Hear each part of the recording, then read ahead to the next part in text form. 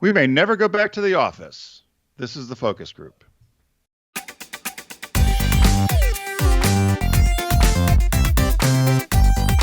They're all business, except when they're not. It's the Focus Group with Tim Bennett and John Nash.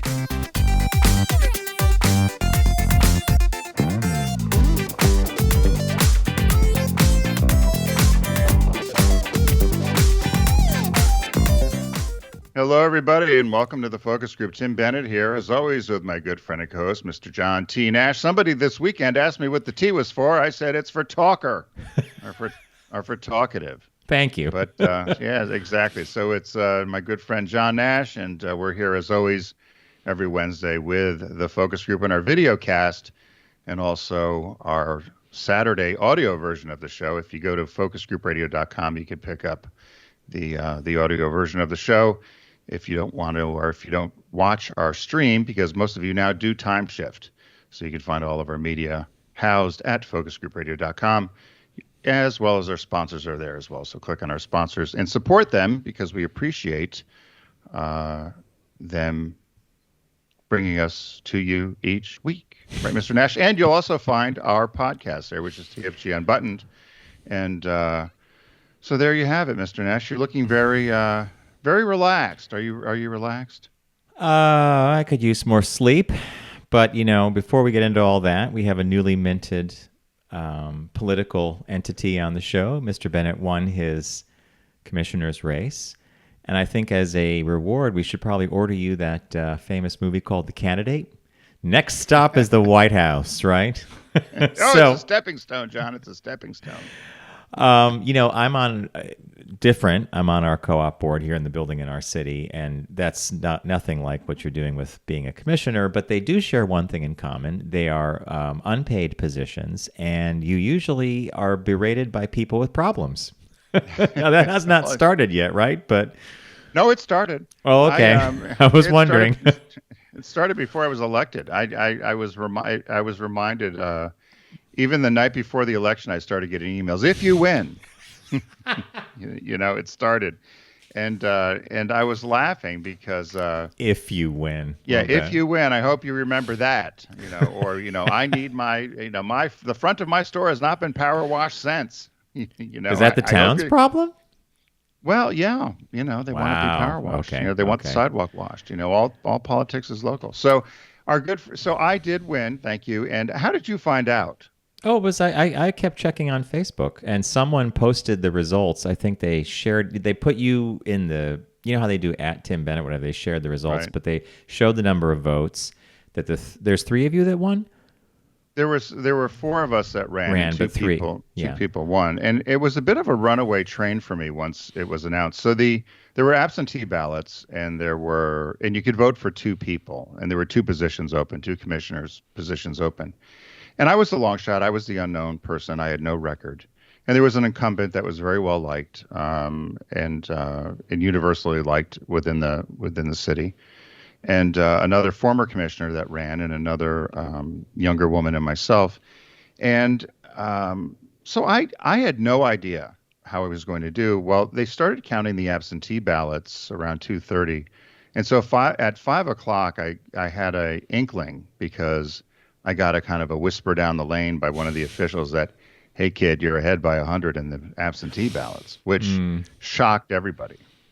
And so a lot of these, the what do they call them, the key makers or whatever, the people in town said that 100 is going to be tough to make up with the walk-ins. How many walk-ins do we have? And everybody's doing the numbers. And so in the actual people who came in to vote that day, I was third. I was off by 30 votes. It's not a huge town. It's 1,200 people voted. So, but nobody could make up that deficit. I had so many absentees. And although I was upset, so I lost. I came in second by one vote. I got 621 votes. The winner got 622. Was that the incumbent that everybody liked? No, it was a former commissioner, a woman a common sense woman from Texas, and I found out two of our friends, both people I won't mention their names because I don't want to embarrass them, did not vote because one did not get down here on time and the other one did not turn in his absentee ballot. And had they done that, I would have won by one vote, which would have been a real shock. The fact that this newcomer came out of nowhere and I would have won by one vote. So I would have liked to have said I won. I did win. You did but win. I came in second by one vote. But so there it is. So anyway, I am surprised. I'm still a little overwhelmed. But the other thing, and that's why I asked how you knew, is because I still have not, here we are 3 or 4 days from it. I'm getting yelled at. My voicemail is still full. I've been inundated with email and voicemail and text. I still have 30. I'm looking at I have 32 text messages, things to go through still. Half these people I don't know. I don't know the phone numbers. So I'm trying to backfill and see who people are that are contacting me in my contacts list. And I'm trying to answer the emails. And it's I've been a bit more overwhelmed than I thought it would be.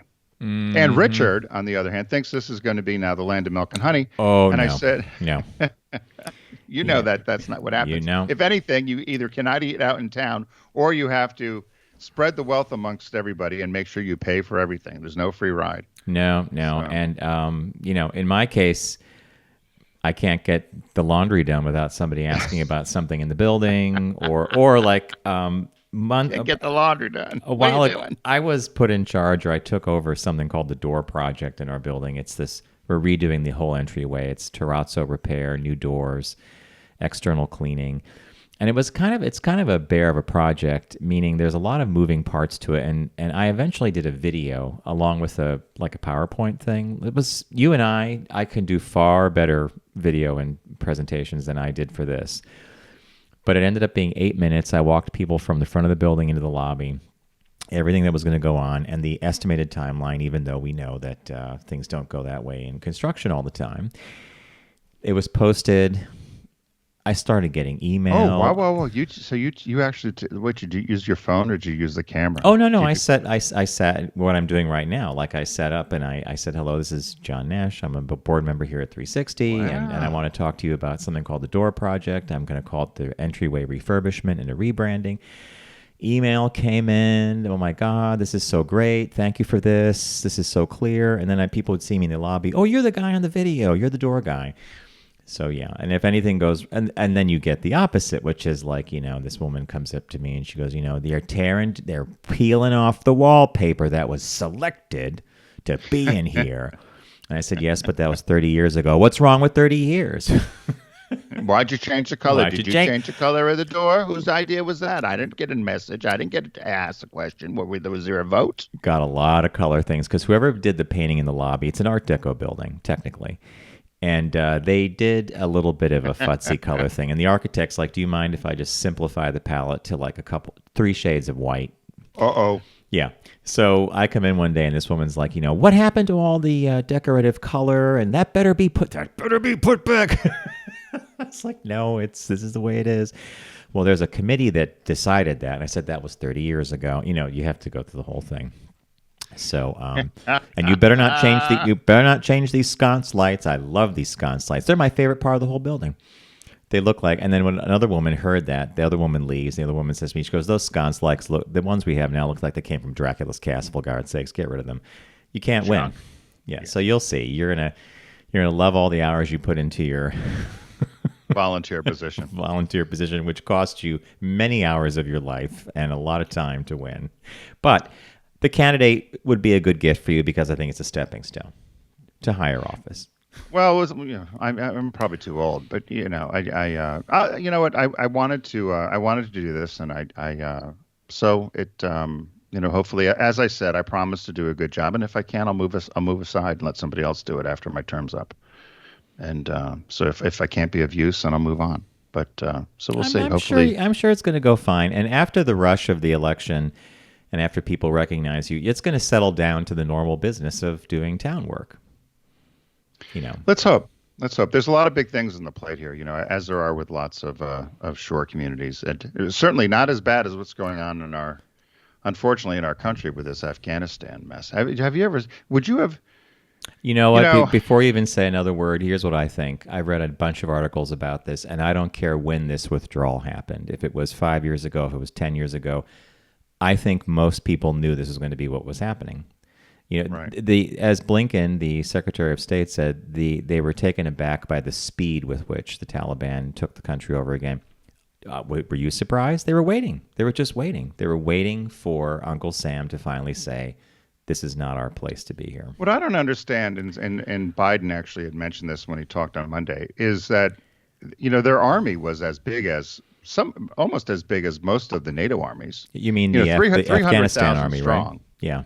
And how come they hadn't killed all these Taliban fighters? I would have leveled that place. How come we never leveled Afghanistan? You saw some videos, though, of the Afghan army members, in some cases, walking out, surrendering, laying down their arms. They know these people. My guess is, I don't know. I just feel can't help people who don't want to help themselves. And I feel terrible for what's going to happen with women's rights there. A lot was achieved in a 20-year period, and it's going to be a real setback. And I read an article about a judge who can't wait to be reinstated. He's practicing Sharia law, and there was an example of a case he ruled in where someone broke into someone's house and stole a bracelet. They caught the thief, and part of the law was that the thief was going to have his hand chopped off. Now, in my worldview, a bracelet and a hand have very different value. So I don't see how they're equivalent. But then he said to the guy, well, since he broke in, if you want his leg cut off too, we can do that, because that's part of the justice system. The guy said, no, just the hand. I mean, there you go. Right? It's what it's what Don Rumsfeld said. You're going to bring them into the Stone Age, and you bring them in to the Stone Age, and then somebody just recently over the weekend had mentioned that they'll be moved back to the 9th century. It's tragic. Unless you're a cosmopolitan or lived in one of the cities and you were, looking at a life that was different before this. But I don't know, whoever was sitting in the White House when they made the ultimate decision, it doesn't matter which president we had, it was going to go this way. And I think that a lot of intelligence people probably told them and advised them that. And it's just, we have to get through this for a while. But right. Yeah. So we've got, on the show today, of course, John and I did our opening banter, and then we've got Caught My Eye. We have our business birthday and then some shop talk after we do our break. But for right now, Mr. Nash, what caught your eye this week? What caught your eye? Here's what Tim and John found. Mine is totally space. NASA. We had Jeff Bezos do the Blue Origin launch. We had Richard Branson finally get up there in the Virgin Galactic. We've had some successful SpaceX Dragon capsule launches to the space station. And NASA keeps talking about going to the moon. And in fact, they keep talking about returning to the moon in 2024. Now, if you look at a calendar, I can tell you right now. What are we going to do there? Dirt was dirt, Tim. See, we sent a probe to Mars, found out dirt was dirt. Dirt all over the solar system. Good to know. I don't think we're going to get there in 2024 because if you look at a calendar, you can actually look at number of months until this happens, and all the pieces aren't there yet, including the fact that the spacesuits the astronauts would wear when they were landing on the moon are nowhere near ready. So a spacesuit for the moon has to do a couple things. NASA views it as a miniature spacecraft that encloses the astronaut. So it has to keep you safe, keep you, fed. You have to be able to move your hands and fingers to get work done. You have to be able to move your legs. You have to be mobile. It has to have some form of radiation shielding because you're in the direct sunlight. There's no atmosphere protecting you from radiation. And the big one is it has to protect you from a temperature range that goes from minus 260 degrees Fahrenheit all the way up to 280 degrees plus Fahrenheit. So that's like the dark side of the moon, the light side of the moon.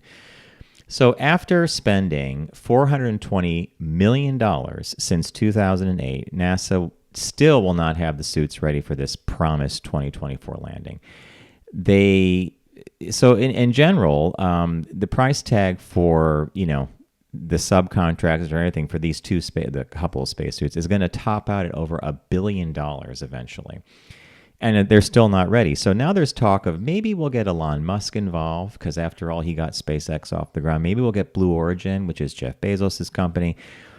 No matter how you look at it, all the pieces of this supposed going back to the moon, they're just not there. It's costing a fortune. In terms of the cost to humanity, I think someone recently calculated along the lines of like $1.25 a year per person in the United States or something. Not so bad. It's just that I don't know why these agencies make these promises that we're going to get somewhere by a certain date, and these little pieces, kind of essential pieces, just aren't ready yet, right? Do we really think that suit should cost $1 billion? When all is said and done, no. I mean, but apparently this is the deal. And I wonder, what the article did not do, and I wish it did do, and I would like to look up this information, is what did the Apollo suits cost? So when America was tossing money at the Cold War and getting our astronauts to the moon before Russia, spared no expense, right? So I wonder what those original suits they landed in. Couldn't they go back to that kind of design, maybe change the helmet or something, and just reuse that thought process? Well, considering when you and I went down there, they said that the technology, you have more technology in your smartphone now. So it wasn't $1 billion suit. So and even in equivalent dollars, it couldn't have been $1 billion suit. So yeah, no, that's a smart thing. I wonder that'd be interesting to find out. I would have just gone back to what they did with the original moon landing and said, hey, let's just reinvent it a little bit with newer materials and go from there. I mean, I love the space program. And, we have a lot of listeners who hail from the South, especially Rocket City. And Don, one of our callers, used to call in all the time to give us all this great space update stuff. I know it costs money. I know it takes time, but I wouldn't mind an injection of realism. It feels like these deadlines of, we're going to go to the moon by 2024. That just sounds very political to me, as opposed to the reality of like, what's ready? Is the rocket ready? Is the suit ready? Wasn't China supposed to head up there? Are they already there or something? China has a probe. They actually sent a robot rover to the moon. One of the first rovers that actually went to the dark side of the moon. They did, in fact, discover some stuff. They've been really good about sharing their science there. And then I think they have a new space station now, right? This Shenzhen or something like that. I don't know. What are they going to do up there? No, look, the Chinese have a very, we were taught this. One thing we did get right in our high school education, Tim, was we were taught two things. Russia and China take the long view of everything. They don't look at 2 years. They don't look at 5. They look at 10, 15, 20, 50, right? So China has a very long view of what they're going to do in space. They're just plodding along, right? Yeah, well, they look at, or thousands of years, or 100 years. It's like in Japan. You can get a 99-year lease on a house. Yeah. Mortgages are like 99 years, right? No, and you'll give it to the family. Yeah. So don't worry about paying it off. Somebody, you're going to hand it down. Mm-hmm. Which, is actually a pretty smart thing. But, I'm just wondering what the thought was, because I know China, and I didn't know if maybe we were saying that just because China was making a big, stink about going up there. Because after we got there, then the moon kind of became, we got there and found out it was a rock. Yeah, and nobody was interested in the moon. You're so right. I think that, television shows that had been on for years had better ratings than the following Apollo landings. Like Apollo 16 might have had the lowest ratings. People just were like, oh, we're going to the moon. Okay. It's an amazing achievement, right? But, the human brain. Click, swipe, like. Next. So we find a place where people are driving around like the Jetsons. We're not interested. There you go. Mine was not a little more somber, but I thought we should at least honor or recognize this gentleman. He died last Friday on August 13th. Former Ambassador James Hormel, and he had passed away at 88 years old. He was the very first openly gay U.S. ambassador, also very much a philanthropist, and he founded a number of organizations that help to promote human rights as well as fight AIDS. And I was unaware of this. It was buried way down at the end of his obituary, but I was unaware of this, and I didn't know if you know this. He was the co-founder of the Human Rights Campaign. No idea. That's amazing. No idea. And I'm glad you're sharing it. That's great. Yeah, I had no idea. It says Hormel co-founded the Human Rights Campaign and helped fund many activities geared to arts, education, and human rights, including a gay and lesbian center in the San Francisco Public Library, the National AIDS Memorial Grove, the American Foundation for AIDS Research, and the American Conservatory Theater. And he was also the very first, as I said, out ambassador.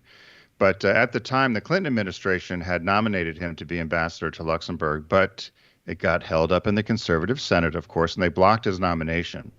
And they fought it for 2 years. And Clinton had nominated him, and it just kept being held up. And they had asked Hormel about it and what he thought about it. He said it was a very, very long and strenuous process. It was arduous, insulting, full of misleading statements, full of lies, full of deceit, full of antagonism. He said this when he was out promoting his memoir in 2012. He said he never received confirmation through the Senate floor, but ultimately he felt that a great deal was achieved as ambassador. He told the audience he was able to change regulations that helped the State Department openly accept gay individuals that could be appointed without the same rancor that he had come up against.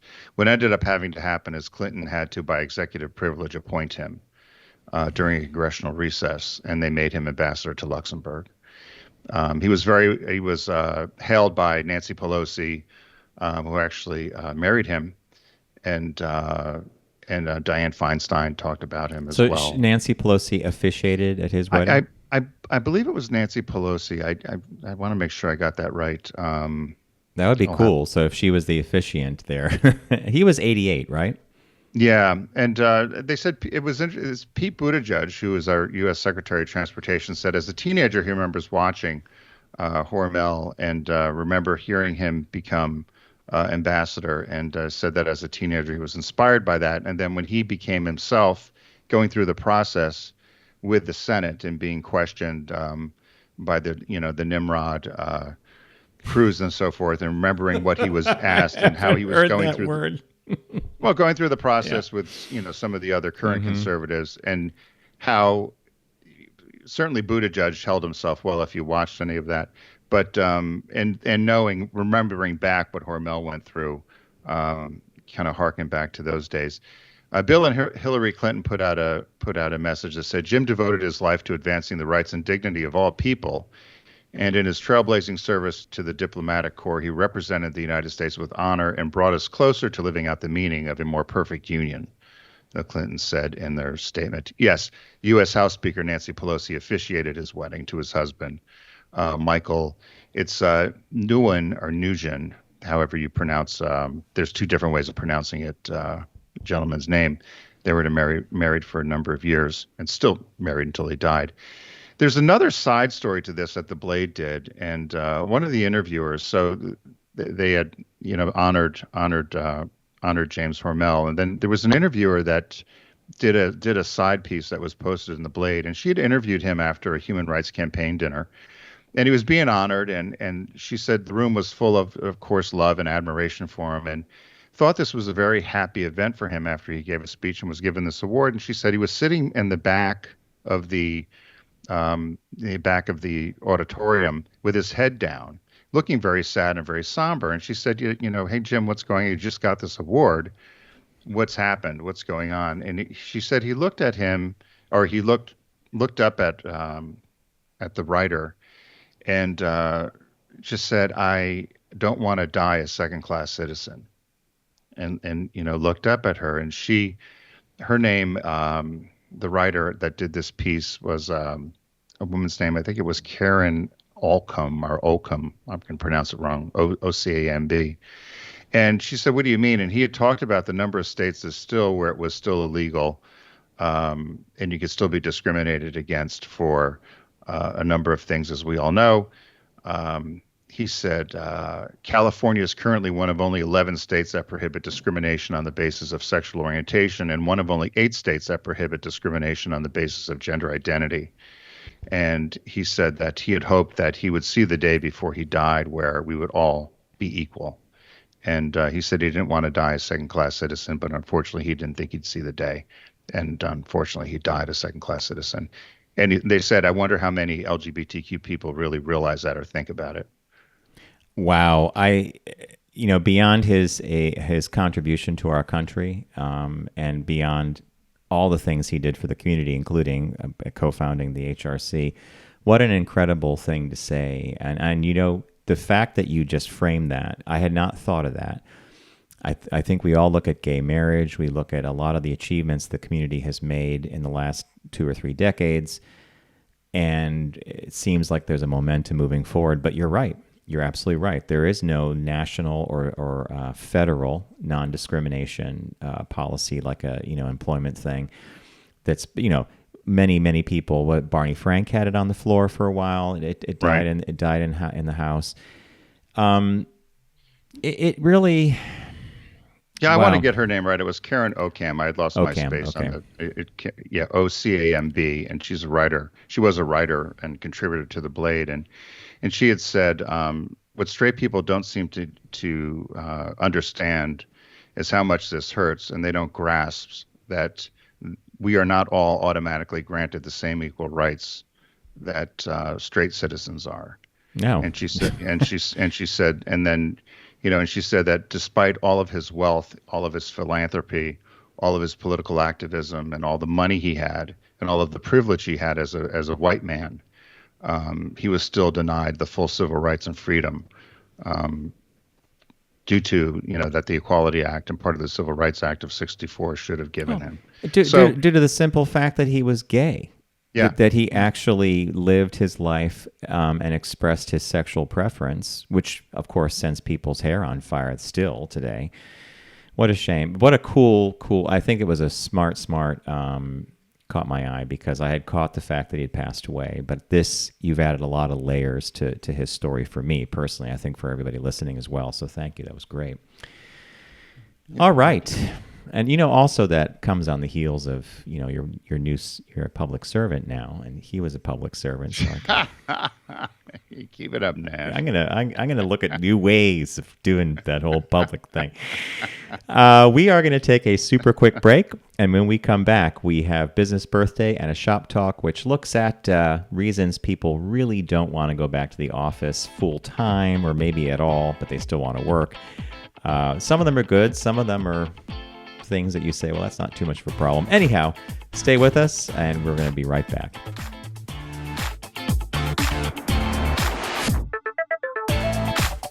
You're listening to The Focus Group with Tim and John. Learn more at focusgroupradio.com.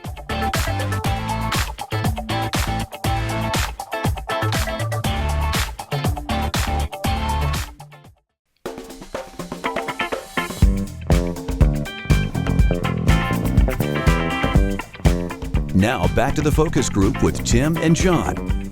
Available pretty much everywhere.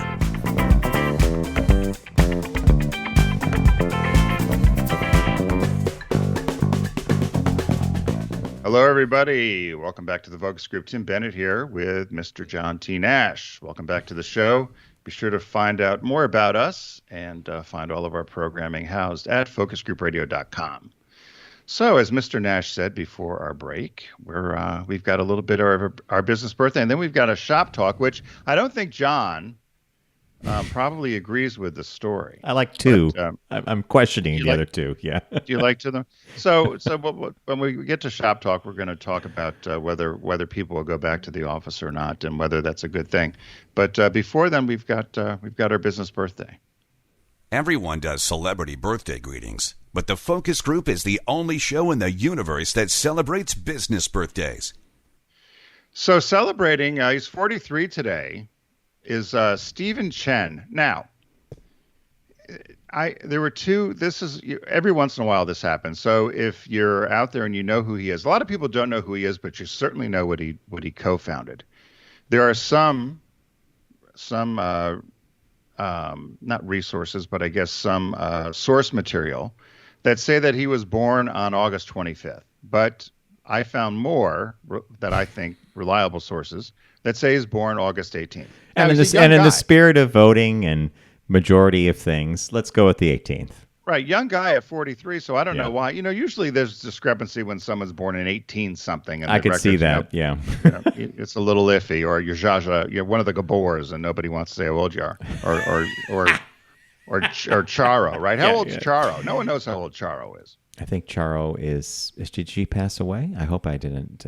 No, she's still alive. She's still kicking. Okay, well, who knows, she has to be in her 80s, when right? When she was on Merv Griffin, you thought she was 60-something, but I still think she says she's 43. Anyway, so Stephen Chen's 43 today, Taiwanese American internet entrepreneur, but you'd know him or you don't know him as the founder of the video sharing website YouTube, which, well, we have a love-hate with YouTube, don't we, John? I would like to personally wish Steve Chen a happy 43rd because YouTube, at its very best, you can go there and say, how do I take the pedals off my bike? Or how do I hook up a dishwasher? The how-to portion usually yields, like, how do I build a website? Like, YouTube has been, you told me this, Tim. I have learned a lot free. There are some crazy stuff. You fixed And Richard was shocked. I fixed the toilet, and I also fixed the blinker on the car. Richard was shocked because he was going to call the plumber, which would have cost hundreds of dollars. But I went to a tutorial for the toilet about how to change this gasket thing, and it told me how to take it apart and do the whole thing. And you're right, the how-tos, and also on making certain sort of foods and stuff. It's great. Great in that aspect.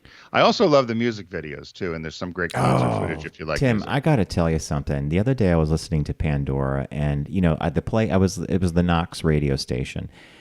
They played a bunch of songs in a row. I went back and looked at my history, and, I found all of them on YouTube, of course, the official videos. It is an amazing thing. So this is a great birthday. Now, there are downsides to YouTube, but, So his net worth, surprisingly, is only $300 million, but that's because he's given a lot away and he's also invested a lot. But so as I said, 43 years old. After he founded YouTube, he also founded something called AVOS, AVOS Systems. I don't know what that is. Neither do I. Also built the video sharing app Mixbit. Never heard of that either. And he joined Google Ventures in 2014. So he was born in Taiwan, which the Chinese don't recognize as a renegade province.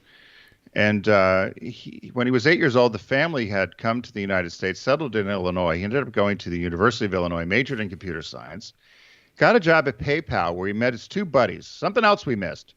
Got a job at PayPal, met Chad Hurley, and I think his name is Jawad Karim, Jawed, Jawad or Jawad? I don't know how you pronounce that. Jawed.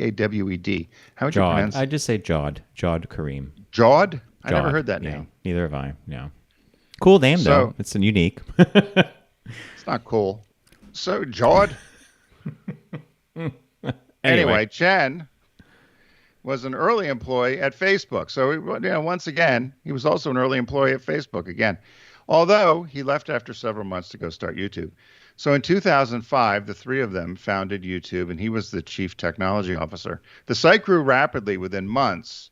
They announced that they were receiving, within the year, they were receiving 100 million video views per day. Jeez. And 65,000 new videos were uploaded each day. And, a few of those were focus group. Yeah, something, you're right. From 2016 forward, when we added video, thank you, YouTube. In June 2006, Business named him one of the 50 most people who mattered in business. So the site was ranked, the YouTube site in 2006 was ranked the 10 most popular website. And in June, they entered a marketing partnership with NBC. And then a little after that, Google came a-knocking. Mm-hmm. And how come they don't knock on our door? We don't need $1 billion. But they paid $1.65 billion in stock. Wow. To the three boys, and they said sold. I don't know now. So he got $1.6 billion in stock. So he's only worth $300 million. He either had a good time or the stock went to the crapper. I don't know. Maybe it was vesting. Maybe they're looking at the net worth as assets he has direct access to, that he doesn't have to cash out something like a stock option or something. Yeah, because because the discrepancy here, it says so they received this $1.6 billion in stocks, and then it says as of February 2021, so recent, the shares are valued at more than $1.2 billion. So there's still quite a bit of coin. Also, from a philanthropy point of view, couldn't he have given organizations blocks of stock as a philanthropic thing? And then they would hold them, and if they sold them, they would deal with the consequences of that. Possible. I don't know if I'm talking out of the left side of my mouth or something, but well, whatever this AVOS system was, it was required by Yahoo, and then he also won a number of awards. Of course, he started the live streaming food network called Nom.com in 2016, and it was shut down, and the Twitter feed was switched to private. I don't know why it was shut down. And he married woman Jamie Chen, and they now live in Taiwan with their 2 children. So I don't know why I went back to Taiwan. They're major supporters of the Asian Art Museum of San Francisco, of which he's appointed a trustee. And they've also given lots of money, they said, to a number of philanthropic causes. He's very secret and private about what he's done with his wealth. They said he does have a keen eye to reinvest his savings and makes donations and charities to organizations of his choice. He also has a home that he maintains or keeps in San Francisco and does some work with Google Ventures and looking for some next generation of technological innovations. I like his privacy. I like the fact that he keeps it. And you know, as far as like him and raising his family in Taiwan, why not? It's a pretty cool country, I've heard, and I don't know that I'd want to be on the doorstep of China all the time. Well, until they start hurling bombs over now. I was going to say, they do this saber rattling all the time about, you know, what they think is traditionally theirs, and it goes back, you know, thousands of years or whatever it is, and it's kind of unnerving, but very cool birthday. And by the way, Charo is 70. Non sequitur. Charo is 70. And I'm 23. I mean, do you really think she's 70? Well, it claims here that she claims that she was born January 15th, 1951. Could be. Listen. How long ago did you remember watching her? I saw Charo Griffin with your parents. Yes. So when was that? 1972. Was she in her 20s? You know, we were kids. Was she 14 when she was on Merv's show? Do you think they hired someone to go into like Google and change the year of the year of the? God bless Charo. God bless her indeed. Yeah, I tell There's a video. They've taken it down on YouTube though. There's a video of her. I didn't realize this. Martha Stewart apparently was on Merv Griffin. I didn't realize that. She got her start kind of on Merv Griffin, and she would come on and do these cooking demos. Well, no, she would teach people how to etiquette and how to eat, and they would do it sometimes when Charo was on. There were a couple of episodes when Charo was on with Martha Stewart and Merv Griffin, and Martha was very, very cantankerous and upset with Charo because Charo would pick on her food, and this was before Martha was anybody. So of course Charo was the star, and Charo told Martha would serve this food, and Charo said, "I can't eat that. I get diarrhea." I'm gonna have to confirm this with Bob. But when they opened the Liberace Museum, the one that now is closed, sadly, but it was the one with the keyboard out front in that strip mall thing. Yep. She was at the opening or at the rededication, and also Siegfried and Roy showed up with one of their beautiful white tigers. This is Vegas back in, this goes back a ways. So, yeah. Wayne Newton show up too. Wayne Newton show up. That's all you needed. Didn't they used to call him Little Wayne Newton? Like he was the king of the strip. But there you have it. So I met a showgirl down here, by the way. She voted for me. Excellent. A showgirl from the Sands is down here. Next time you come down, you have to meet her. She was all excited about our time in Vegas. So we'll have to. If you and Bob come down, we'll have to have her over. Well, I don't mean to invite myself now that you're an elected official, but because I have a title, you have a little name badge. Hi, my name is Tim. Email me at rehobothbeach.com, whatever. Weren't we thinking of possibly the Sea Witch? Sure, we'll have to march in the parade. Because isn't that the end of October? Is that? It's the end of the season, John, when the witch comes out of the sea. And that's the end of October. It's near Halloween, right? Yeah, Halloween, Sea Witch. Biggest parade, one of the biggest parades in the East Coast, I think. I remember the day we were there. We went down for Sea Witch. We met with Mark and Carl. We had a ball. Those guys are fantastic. And we had beautiful weather. And you said that you can almost guarantee that unless there's a bad storm or something, Sea Witch is great weather. So I would say, yeah. And then we'll meet the showgirl, and we'll talk about Vegas. You'll have a hoot. So that was our business birthday. So Mr. Nash had found this article from Fast Company, and it's the unspoken reasons employees don't want remote work to end. So everybody's talking about how we're going to have to, hopefully, when the spreadniks all get vaccinated, we'll go back to work. And a lot of people are saying, oh, I'm more productive, or I really can't go back to work because I'm more productive. They're all saying they're more productive at home.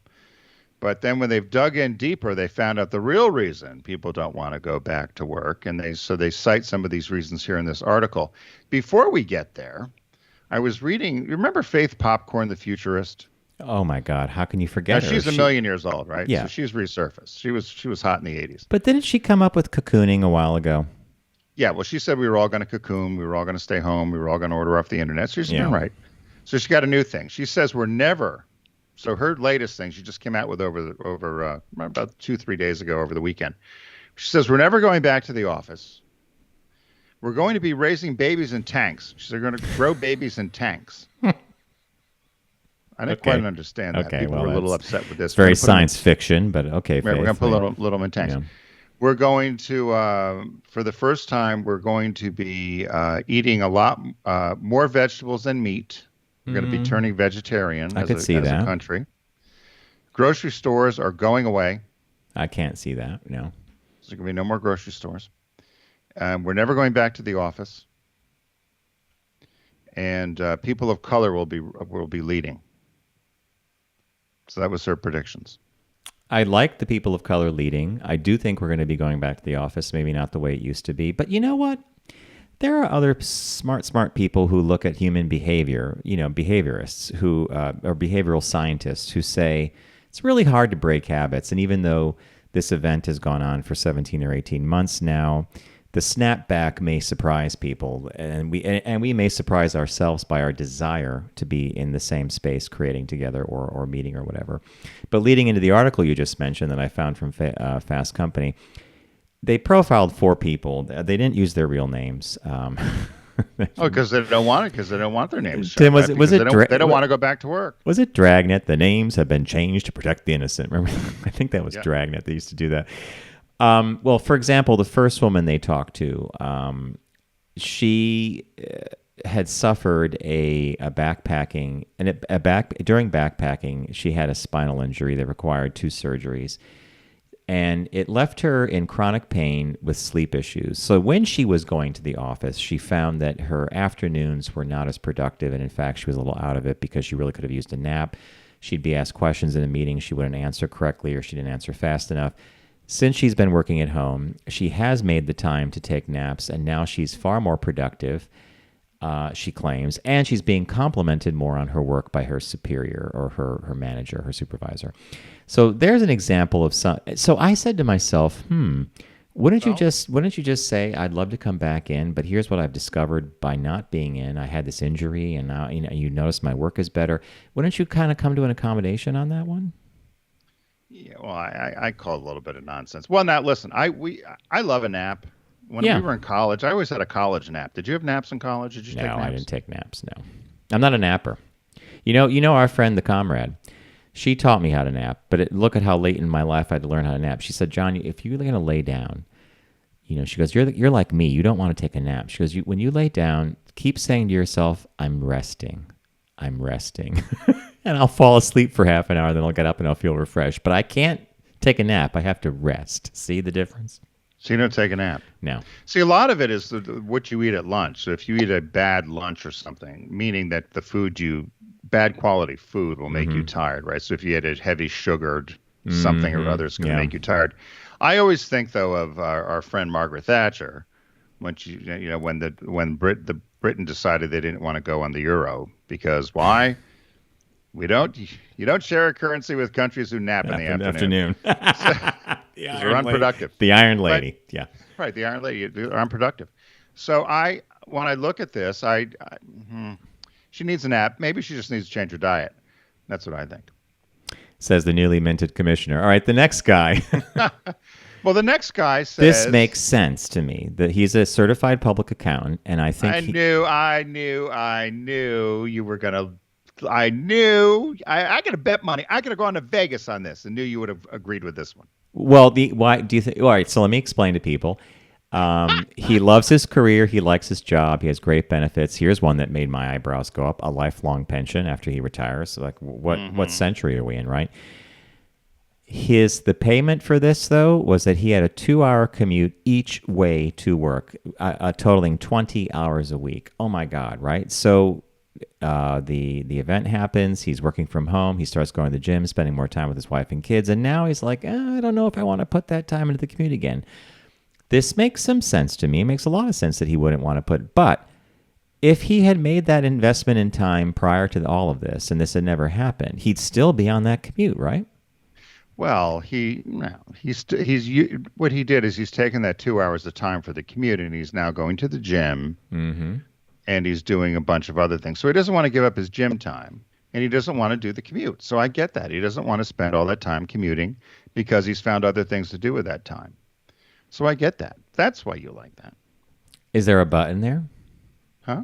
You get it, but is there like a but, like No. I knew. Oh, you thought like the gym one. time. However, yeah, okay. However, you are a big proponent of wanting to go back to an office, or at least being around people. Yeah.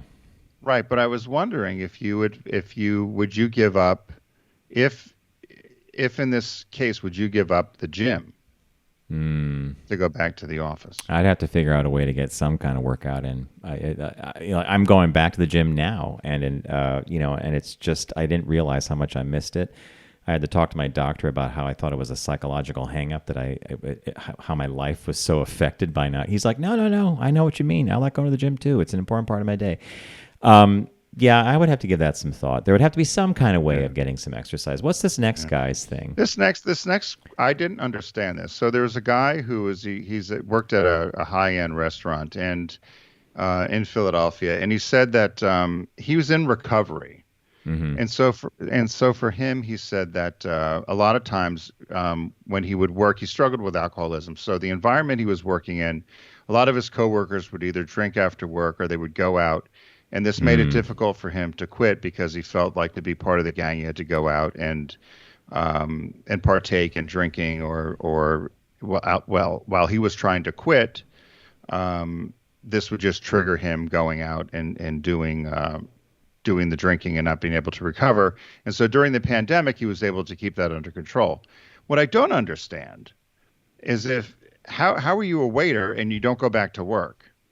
Or how do you go back to your job at a high-end restaurant and work remotely? He'd have to find a new job. So this one to me didn't really make sense. Did it to you? It didn't, because you nailed the exact reason. There are many people in this profession who are in fact professional, like waiters or sommelier, like whatever.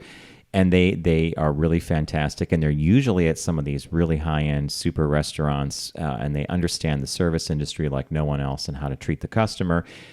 I don't know how you would transfer that to something different if that's what he's been doing. Right. No, he really does need to return because that's the meat and potatoes, so to speak. Yeah, that's his job. And the last example they gave was, again, a woman, not her real name. They call her Chandra, and she's a public relations professional. She was laid off in April 2020. Obviously, a lot of people were, or they were furloughed. She began a side hustle, picking up some freelance work, probably in the communications area or the PR area.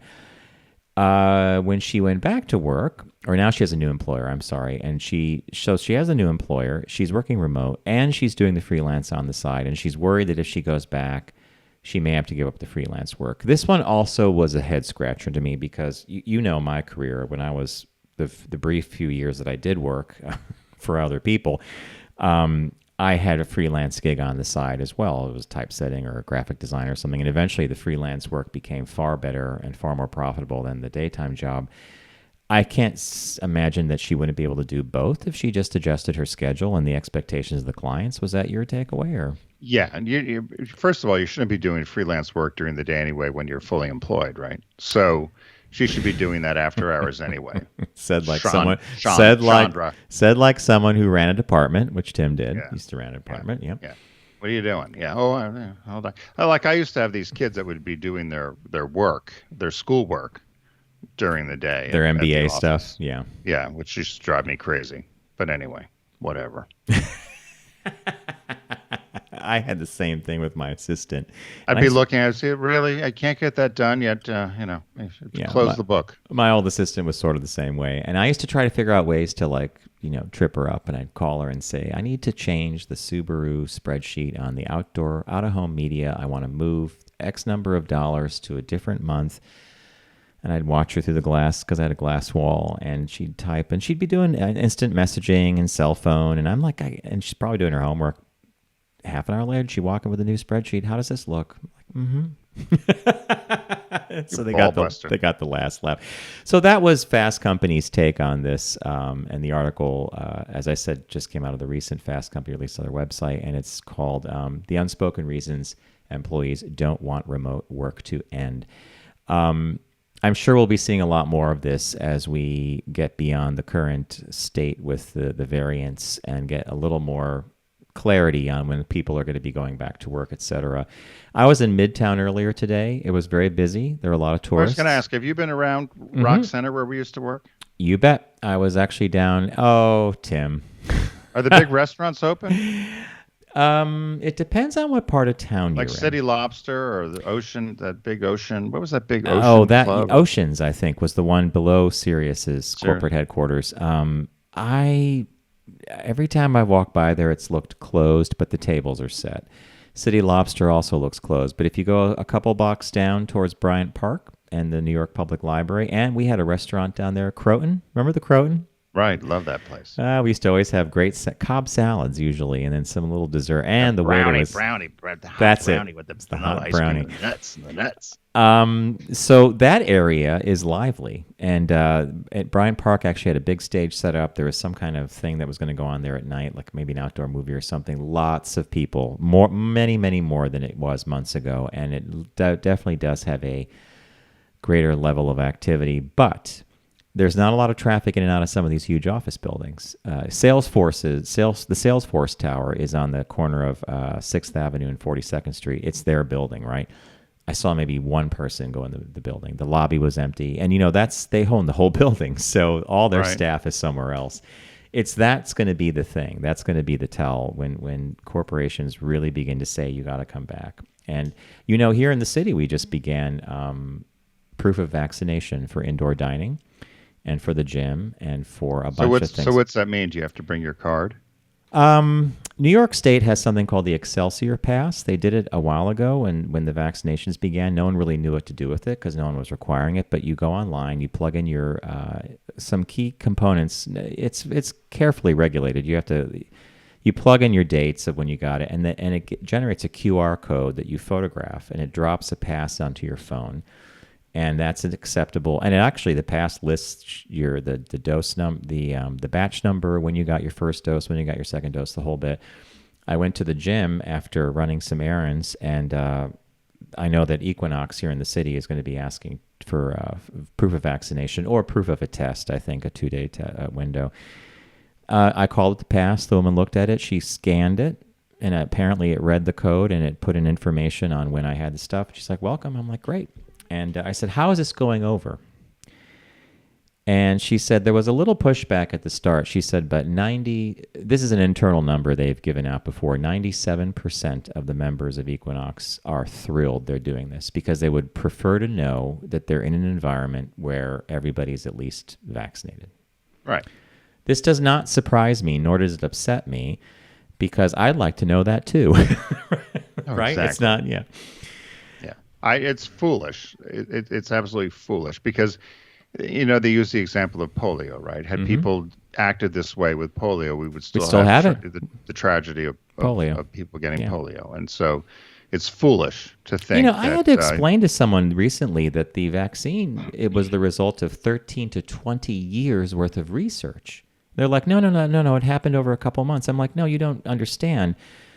We had scientists and pharmaceuticals studying avian flu, MERS, SARS, the whole bit for years. And when this came along, they recognized the protein. They knew it matched their data. They could take their research and adapt it, and here we go. But it wasn't overnight. It was 13 to 20 years of the research, right? So, I don't know. Mm-hmm. What's that line, Tim? A lie can fly around the world at the speed of light, but the truth takes forever. I don't know. Anyway, folks, thank you for joining us on the Focus Group today. We want to thank our partner, Deep Discount. Go to focusgroupradio.com, click on the Deep Discount logo, and start some shopping. They have some great media for you there. And thank you for subscribing and liking and rating. I've gone to our podcast on the iTunes store, and there's some new reviews up, Tim, and they're pretty accurate. One was a little snarky, but most are pretty good. We got like a 99.9% approval rating, which I like. Anyway, thank you so much for giving us your time. We really appreciate it. Tune in to TFG Unbuttoned on Tuesdays. That's our shorter podcast, 3 stories, pretty quick. We get a little more political on that one, or a little more controversial. And again, congratulations to Rehoboth's new town commissioner. I want those sewers fixed tomorrow. Power wash the wall. That's it, power wash. All right, folks, we'll see you in the new week.